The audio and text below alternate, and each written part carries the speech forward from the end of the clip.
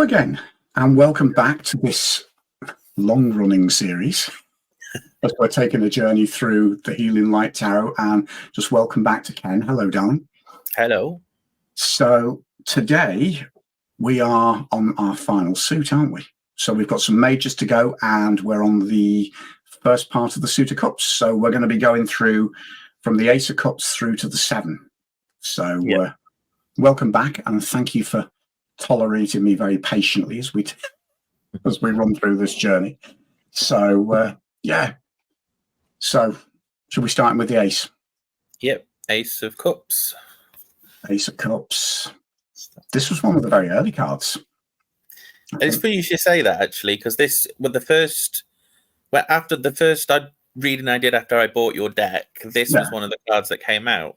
Oh, was it? And this was when I read the booklet description. That was the thing that kind of made me suddenly go, "Oh, I'm not so sure," because although the symbolism is quite standard, I'd never realised that bit's supposed to be like the sacramental host.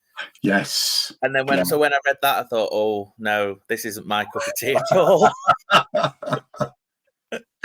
I took it directly off the Waite Smith because it was funny for years. I mean, it was staring me in the face. I mean, somebody that formally comes from a sort of evangelical background, and obviously anyone who knows my story, they know that's not the case now.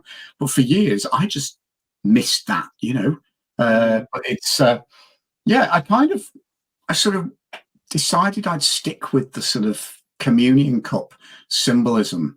I think mainly because it's not that I have any specific Christian affiliation now, but I loved the symbolism of union and communion.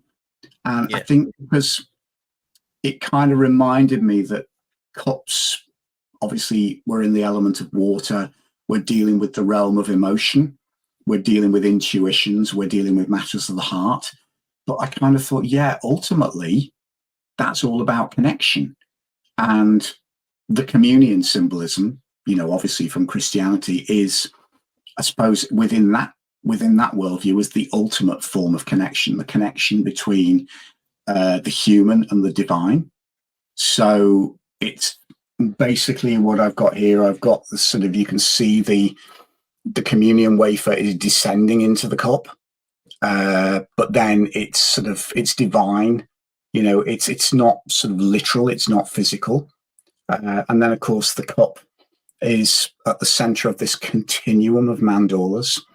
The essence of water, the essence of the emotions, but also the essence of communication and connection.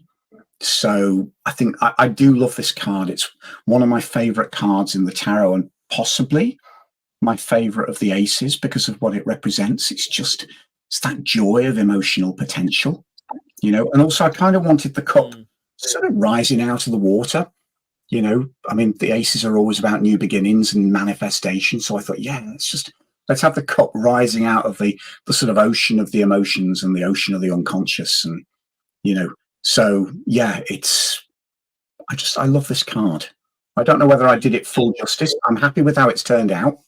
But because one thing I find quite clever, whether it is intentional or otherwise, was that somehow you managed to encapsulate both the calm and the storm in this image. That you can see both. You can see sort of the calm, tranquil, sort of lightly rolling shoreline, but you can also get a sense of more tumultuous, sort of tempestuous movement as well, which I think is a nice balance. I'm actually really glad you said that, because it wasn't a conscious thing, but it's very much what I would intend for the card, because I think the two emotionally, and when you think of our human experience emotionally, the two coexist usually uneasily and together at all times. We're never fully calm.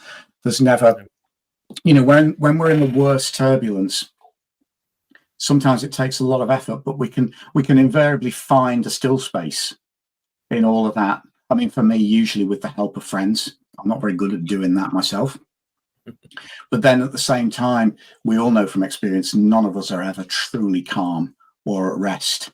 So actually, it wasn't intentional, but I'm glad you see that in that image, because that is very much how I see it, you know.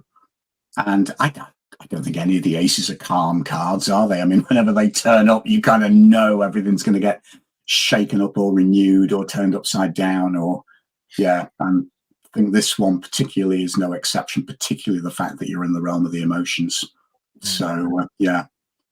So there we go. That's my ace. So one down.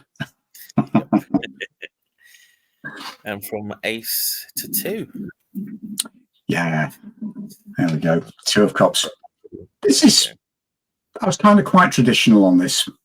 You know, it's a lot, all the basic symbolism of the Waitsmiths there, but then I've kind of given it my own visual twist. It's sort of, I was never going to be able to, I wanted the lovers there, but I wanted also, normally in the Waitsmith, you see them holding the cups, but I kind of wanted the cups as a sort of reflection of their duality.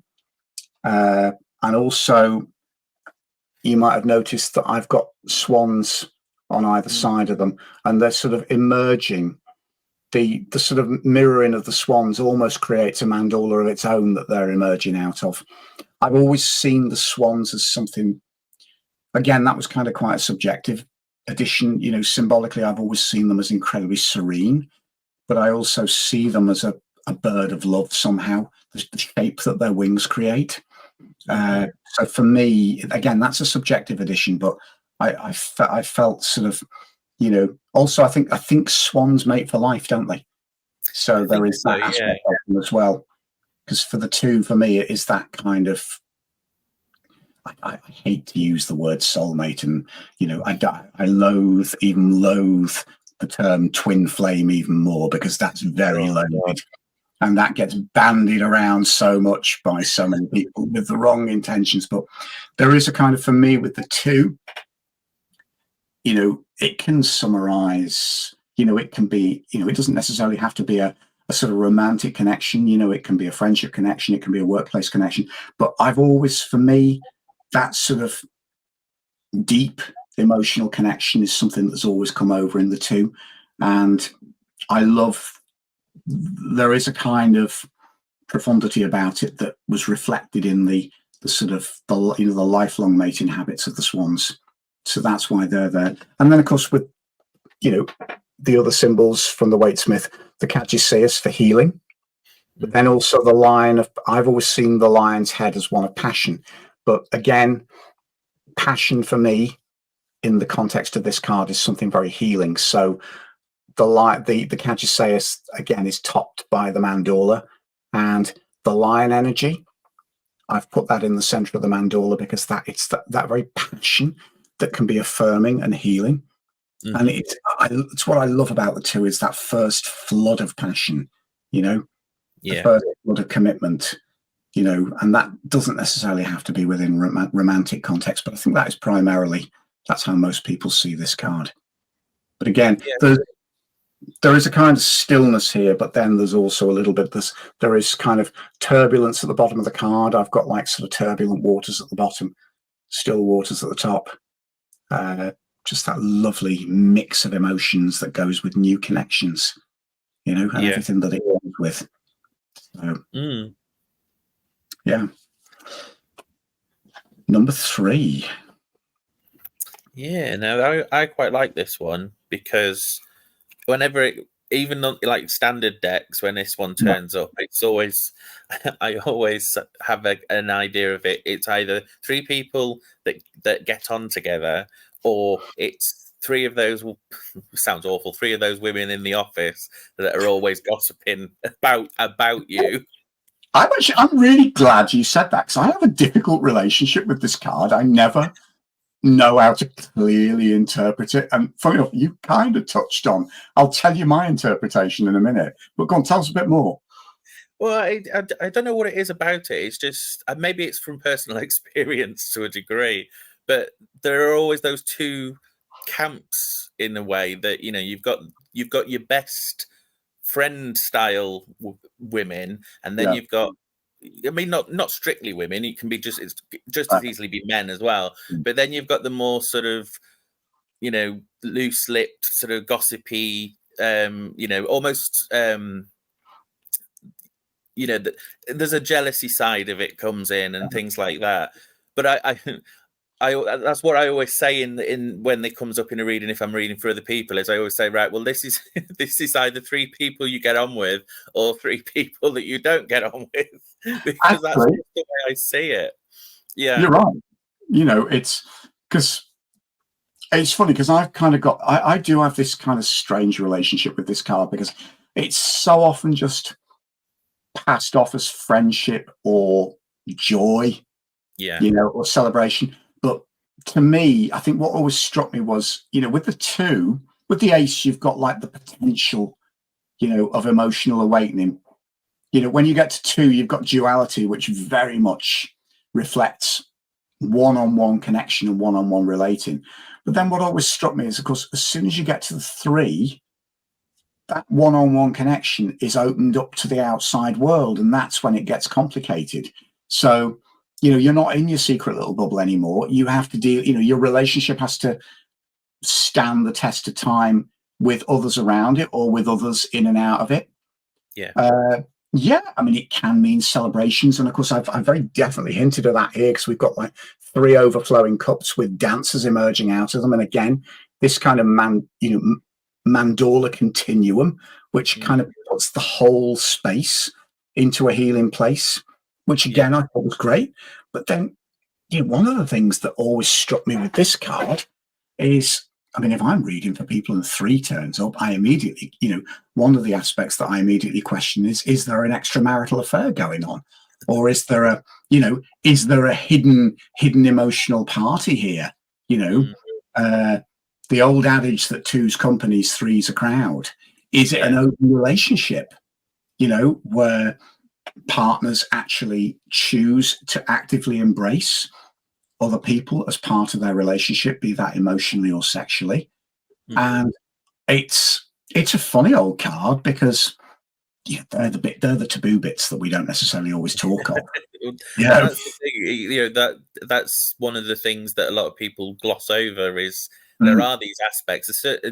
The tarot is an enduring tool which applies itself even in today's modern world, and those are the things that can now be read into to readings. It's no good, going for a reading and having the stereotypical, oh, you're going to meet a tall dark stranger. Nobody wants to hear that. No, well, we're both living proof that ain't going to happen much, in a hurry. I'm more likely to get the mace out if the tall dark stranger approaches me. But the one thing as well, you saying when you said about, excuse me, we have a gate crasher. She's just That's fine. The elements, because obviously it's water, and you were saying in the 2, this passion and this strength that comes through the emotional side of it, and then as you say, when you come to the 3, that's opened up. And I also say, it can be opened up for beneficial reasons, but I also see that because it's water, it can also be quite diluted and weak, and it's almost like surface value. People are taking things at surface without looking necessarily below, because nobody really wants to go trudging around in the dirt at the bottom. It's nice to just pretend it's all nice and crystal clear at the top. So like I say, it has these 2 sides, as much because I think not with every card in the suit, obviously, as we'll see, but I think the cups, and sometimes everybody seems to sort of read the positives into them and then completely forget about any negatives. And it's quite a really sort of one-sided reading. It's quite an interesting one as well. I always remember having a conversation with a friend who was a therapist, and he was talking about relationship dynamics, and he said always the most difficult relationship dynamic of all is 3, because he said when it comes to conflict, it can only ever resolve itself into 2 against 1. You know? And you reverse the 3 and it becomes a very difficult dynamic, So it's funny, because it was one of the early cards that was designed, and visually I was kind of really happy with what I managed to achieve. It was quite an improvised card, because I wasn't sure what I was going to do with this one, so I kind of formulated it as I was going along, and I was very happy with it. But it is a kind of, it's one of the sort of, it's one of the enigmas of the deck for me, because it's one that's always generally given a positive slant when it's got so much more nuance.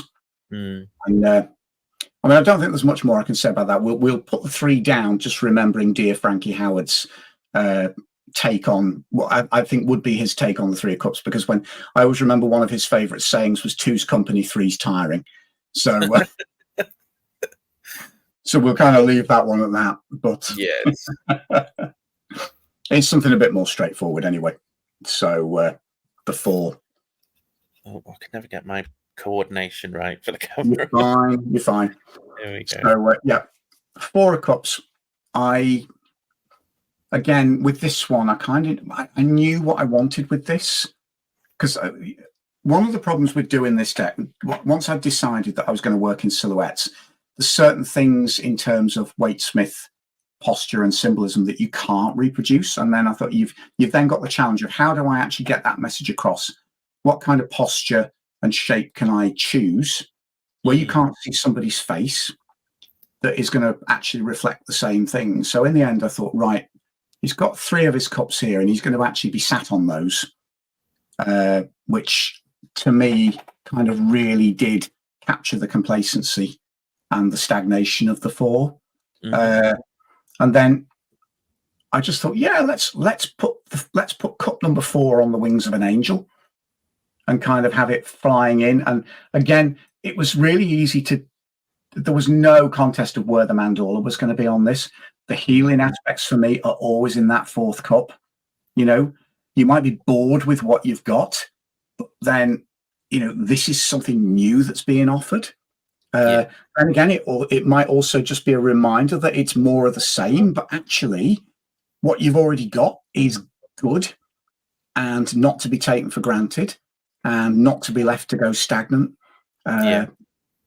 So I have an uneasy relationship with this card, I think, because it's normally one that slaps me in the face whenever it comes up in a reading.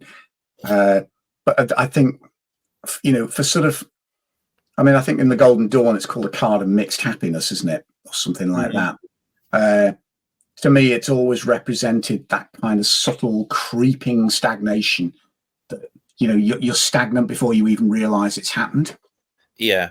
And I think that's pretty much sums this card up in any deck, is the fact that we're also capable of forgetting what we've achieved or what we've got, and we're always looking for something else. But then at the same time, we sit in this no man's land of of letting everything just turn stale, and then we are literally sat there with our arms folded, going, "Oh God, this is all boring. This is all this, that, and the other."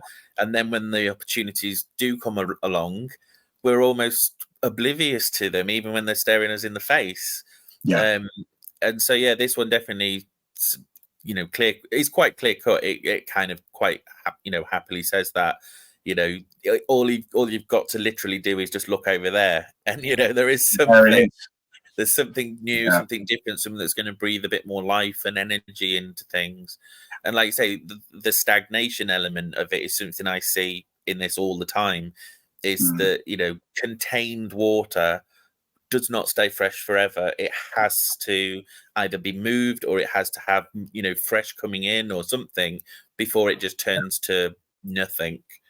This is the kind of conundrum of this card, though, isn't it? I mean, the number 4 numerically representing stability, 4 square stability, it really does not sit comfortably with the element of water that actually is fluid movement, and also does not like being contained. No. You contain water for any length of time and you get stagnation. It needs to flow to stay fresh. And I mean, that's why I kind of deliberately made sure that this guy had his arms folded. He's not reaching for anything at the moment. And, the silhouette itself kind of really gives off indifference. And just in a way, I thought, yes, sat on the cups, they're below him. He can't see them. They don't matter anymore. But one thing I did want to do was there's just a little touch in here that I put in with the color symbolism, because, I mean, if you notice, there's a kind of red hue at the bottom of the card. But then it goes up into the sort of cold, watery hues. And that was a kind of subliminal thing on my part. It was almost as if all of the fire and passion had just kind of settled to the bottom, and what I wanted to show here was that everything here just really needed a good stir up. Yeah. It doesn't exactly happen in that card, but this, I mean, you can't not notice this, can you? No. Unless you are purposely pretending it's not there. It's not there. Yeah. So number 5. Which interestingly is almost, well, I mean, obviously it's a continuation, but it's almost like what will happen if you continue sitting on those 3 cups from the previous card. The opportunities come out again, but you're at a point where you've lost what you had already, because either through stagnation or things like that. And yet, as much as this can often be a negative card, again, I like the way that the other 2 cups kind of lead to this ivory tower, but not necessarily in an ivory tower kind of lording over type thing. It's almost as though that the I don't know, the goal or the opportunity or thing is still there, and it's just about almost accepting loss to a degree, remembering what you still have in the other 2 cups, and then moving on and keep going, to get to your end goal or the fulfillment that you've been looking for. I always find the 5 of Cups really helpful to me on a personal level, because it's particularly when I'm when I kind of get into pessimistic mode. It's a really useful card for me, because you're bang on. The biggest message for me is, okay, 3 cups of spilt, it's wasted opportunities, but there's so much more in this card. And it took me years to even really fully see the potential of the Waite-Smith 5 of Cups. So when I kind of designed this, I sort of tried to sort of over exaggerate it, because I always saw the cups, the 3 cups spilt, the 2 cups upright. I got that bit, but what I didn't get was the journey of the card, because of course, you've got the river, but also when you look at it, you can see that there is a bridge in the distance. So where on the Waite-Smith, he sat on one side of the river, there's no way over. Further up the river there is. And then, of course, you can see what looks like a church or a castle, which is very much either a destination of hope or a destination of power. Yeah. So there is a very, very powerful progressive journey in this card, which I didn't really think about for a long time. So in my version, I wanted this beautiful mythical white tower, which was almost like a lighthouse, and again, the light that's emanating from that tower is at the center of the mandala as the tower is itself, because I think very often we can get caught up in what we lose or what we've missed out on or what we've squandered. One, we fail to actually see the cups that are still upright, but then 2, we actually fail to see any of those processes as part of a bigger overall journey. So that to me is what this is. He's on a causeway. If you look at this closely, it's kind of it's like a sort of sand causeway, and you can see the sea lapping up on either side, but it's quite a turbulent path. But there is obviously, at the end of that path, there is something very powerful. And I think it's that old adage, isn't it? No use crying over spilt milk kind of thing. If you're so fixated on the spilt stuff, how long are those waves going to stay at either side and allow you to progress, before it all comes crashing back in and makes it even worse. And it really is pointless at this stage, because that's long. What the contents of those cups have long ago sunk into the sand. Exactly. These need to be grabbed before the tide comes in, and you've got you've got an ultimate end of your journey in sight. Yeah. So actually, I'll give you a bit of trivia about this card. I hope I don't blow the mythology of it away too much, but the figure here, I was kind of trying to sort of think about what kind of posture I wanted on this card. And that is actually a silhouette outline of Michael Phelps, the Olympic swimmer, because I found this amazing photo of him. actually knelt with one foot on a diving board, I think it was. And it obviously come out the pool and he was out of breath. And you know, when you look at something, you think, I can use that. And I thought, I wonder if it'll work. And of course, I kind of created this, drew an outline around it. And, in the end, it taken out of context and put into a different setting and you can't see who it is. Totally, I just thought, yeah, that works because it kind of so weirdly pertinent, the fact that it's a water card and he's a diver. Exactly. Yeah, because his posture kind of had that kind of post-swim exhaustion about it. And I thought, oh, I wonder if that'll work. And it did, and it worked better than I thought. So, yeah, it's my little tribute to Michael Phelps. Now that you've said that, though, I can see this. I can see the swim cap now. Yeah. I did actually cut his goggles out. I didn't put the goggles in. I wasn't completely literal. So number 6. Yeah, I don't know what it is about this one. I find this card generally so trite and just, again, it's another one of those cards that very few people can get past the basic, nostalgic, childlike exuberance, memory lane type readings. And yet I often can see that, there's a time and place for that kind of thing. But again, there seems to be a fixation with some people that they want to live in the past, or they have this rose-tinted view of, the good old days. And but again, it comes back to that thing about stagnation. It's like, if you just keep going over the same ground, that cup that's being offered is just going to be full of mucky, stagnant old water. It's funny you saying that, because I find this one of the most difficult cards in the suit of cups to interpret. I think 2 cards actually in the minor arcana that I think very often get either misinterpreted or interpreted in a 2-dimensional way. It's this and the 7 of Pentacles. They're the 2 for me that are the big struggle. And I didn't know what I was going to do with this, because one of the things I wanted to do with this deck was to really bring people back to the sort of Golden Dawn keywords that were the root of both, Crowley's tarot, where, obviously he took them but made, variations, but very much to the Waite Smith. And I think particularly with the Waite Smith deck, that's very often ignored. And I think a lot of the time people interpret these cards without taking that into account, which I think it kind of loses some of the profundity of what Waite was doing.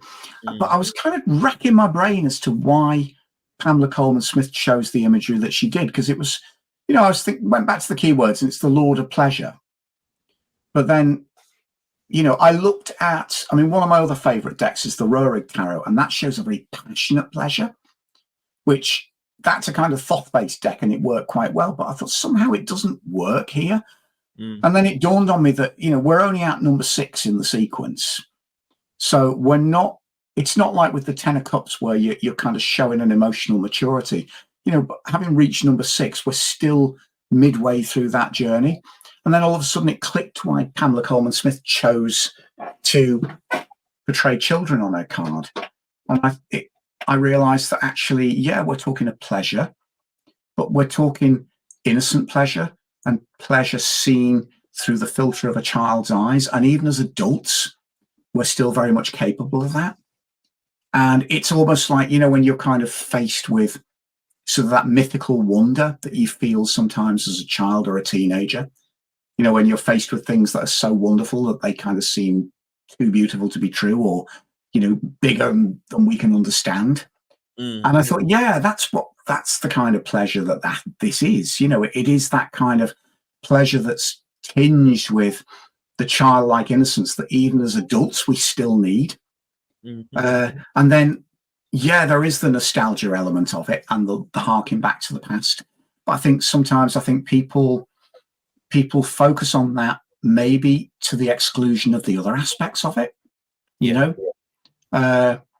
I kind of wanted to create an enchanted wood, if I'm honest. I was just going to say that it's interesting that you excluded the more, urbane building style environment from the original.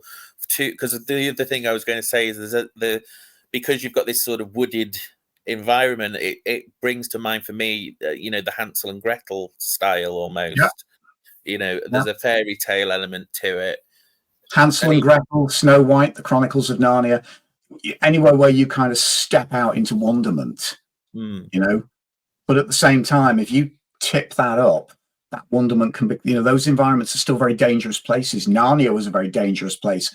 The fairy tale of Hansel and Gretel, danger is never that far away.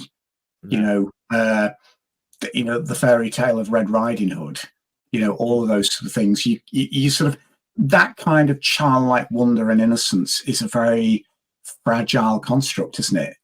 Because we know as adults that the world is not innocent, and not idyllic, but at the same time, we still need that childlike sense of wonder, even as adults. It kind of somehow infuses us with meaning, doesn't it? It gives us the ability to see the best when very often we're only surrounded by the worst. And sometimes it gives us the ability to carry on loving when it would be otherwise too difficult to love.